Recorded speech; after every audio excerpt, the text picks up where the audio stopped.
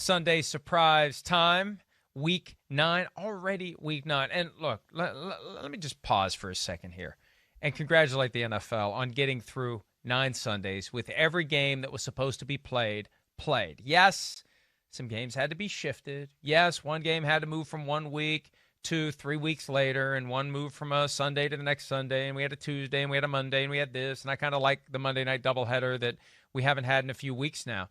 The NFL, with the virus raging all around the various facilities where the teams are located, they have found a way to strike a balance to manage anyone who happens to be positive, and it happens all the time. Half the league last week was dealing with it, Chris, but also to get the games in. And as we get to the point where teams have 9 games played, we are at and exceeding the total games that were played in 1982 in the strike-shortened season. It was 9 regular season games. Wow. Nobody applies an asterisk to that season. So, look, I don't know. Maybe an asterisk gets applied to this entire year for a variety of reasons. But at the end of the day, they're going to crown a champion, and they've gotten in enough games by now that they can pull it off. Yeah, no, it's been great. It really has. I mean, let's just hope you didn't jinx it right there, and we continue to see football every week. Yeah. But, yeah, things are going in the, I want to say in the right direction, but they've done a really good job of managing the situation about as well as you can without a bubble, and that's been pretty impressive.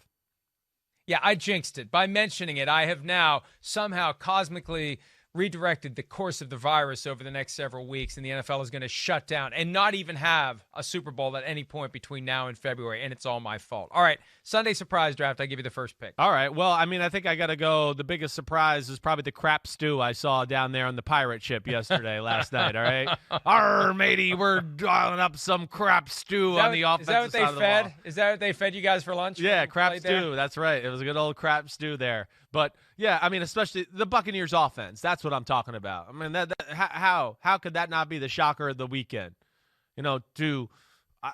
Okay, yeah, you lose to the Saints, but lose to the Saints. How about get dominated by the Saints with the 3 interceptions, no run game? I mean, can't get outside of your own 20-yard line for the most part of the football game. Get a turnover in the second half. Here's a short field. Tom Brady, everybody go down. They can't even get points there. I mean, that was the shocker of all shockers. The week they bring Antonio Brown back, and we just go, I mean, I'm on the show last night. They're going to be tough to match up against across the board. I mean, geez, that was just disappointing on all levels. Execution, physicality. One team came to fight. The other one, it was like they already anointed themselves as the coolest thing in the NFL, and that was pretty surprising to me. When you paused there and you said that was just, boy, I was wondering what was going to come out of your mouth. Making next. people Kinda like nervous. Last night when you said bull crap on the set and you made Mike Tirico nervous. My God, you made me nervous 700 miles away. I was like, oh, no, there's the Christopher I know every weekday morning. Yeah, but that was, and you could pick a bunch of different things, but hey, Tom Brady, at a time when it felt like they were getting their sea legs and they were making their move and they were going to be the most complete team in the NFC and the force to be reckoned with, they got smacked down hard. Yeah. And I don't know how long it takes to recover from that one, and it really is going to make some people nervous, and there's going to be maybe some subtle finger pointing, and, does Tom still have it? He goes from 1 week looking like he has it to the next week he doesn't. Is it Bruce Arians? Is it the defense? Is it this? Is it that? Guys are going to be looking, who is the one that was most responsible for this mess? I think the truth is everybody's equally responsible for the crap stew that was served up on the pirate ship last night. All right, let's stay in the state of Florida, even though the game wasn't played there. But down in Miami, they got reason to be very excited about Tua. Last week, he got an incomplete. He didn't need to do anything last week because the defense overtook the Rams before Tua ever had to heat up. Going head-to-head, toe-to-toe with Kyler Murray, Tua had to step up, and he did. And look, I never bought into the idea that he's auditioning for the job. The question is, he's got the job. The question is he the long-term answer? Every team wants a 15-year franchise quarterback. You need to find out this year whether there's enough there to make you think that Tua can be the guy, because you may be in position in April of 2021 to draft a Trevor Lawrence or a Justin Fields, depending upon what happens with the Texans. Or you could package the Texans pick, which likely will be in the top 10, if not in the top 5, with your own pick and move all the way up if you want to try to do that. You need to know what Tua is before you can make that decision. So you're evaluating Tua. So far, so good. I was stunned at how good he was yesterday. And now we've got 3 quarterbacks taken in the top 6 that so far have proven to us this year that they've got it, which is only going to mean, Chris, more quarterbacks taken high in the draft going forward because teams are going to be more convinced.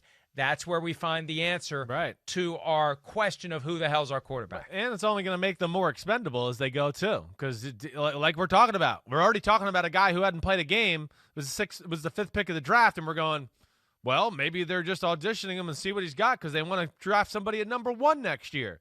I think it's the way the current NFL is going to continue to go. I do, because I think teams are going to start to realize, man, look at all the teams that continue to have success with quarterbacks on rookie contracts. I mean, it's a lot. I mean, it really is. There's something to be said about it there, and the quarterbacks are coming in ready to play. You know, Tua was impressive yesterday. He was. You know, hey, I'm not going to sit here and anoint him king quite yet, but I do like the look of it, and that was a big step from week 1 to week 2, definitely. So, you know, good for him, Brian Flores, everything they got going. They're kicking butt. All right, I think my next Sunday surprise is, I mean, I know they won the game, but I don't care. It was still surprisingly bad, and I'm going to go with the Steelers' defense. I am. I mean, I don't care that they won the game and caused turnovers. They let up 364 yards to the Dallas Cowboys offense. You know, constantly 3rd down conversions for the Dallas Cowboys, constantly in 3rd and short and 3rd and manageable. I mean, Pittsburgh just really was very lackluster throughout the game and was very fortunate that they won that game. They were outplayed.